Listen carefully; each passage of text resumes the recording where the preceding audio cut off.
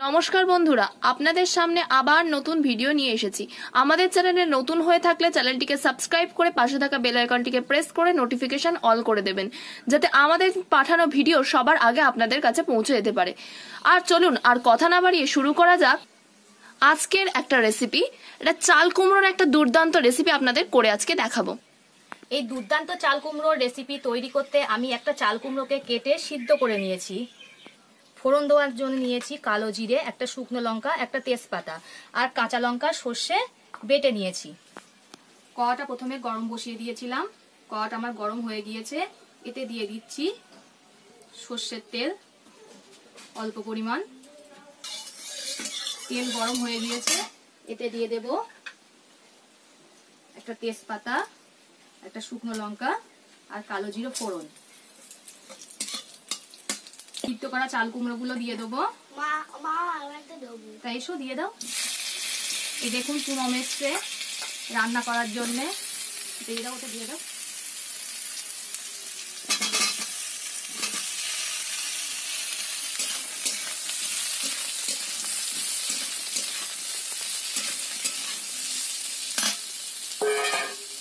বসো আমি বসো।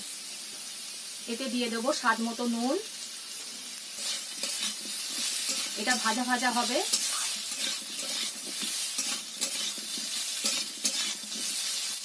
পুনম সর্ষের বাটিটা নিয়ে খেলছে।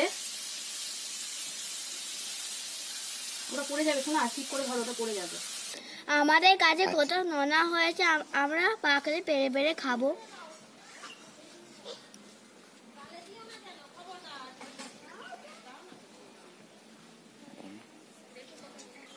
দেখুন কত নোনা হয়েছে।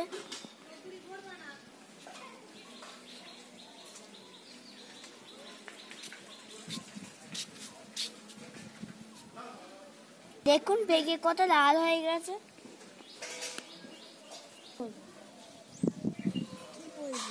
কি বলবো, নোনা হয়েছে, পেকে লাল হয়ে গেছে। আমার ভাজা ভাজা হয়ে গিয়েছে।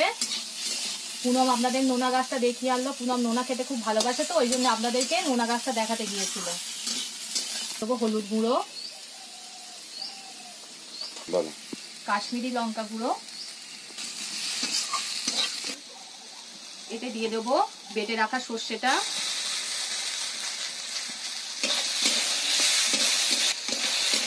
অল্প পরিমাণ জল দিয়ে দেবো।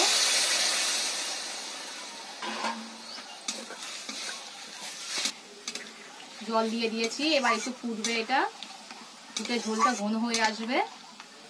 ফুটছে, এতে দিয়ে দেবো অল্প পরিমাণে চিনি।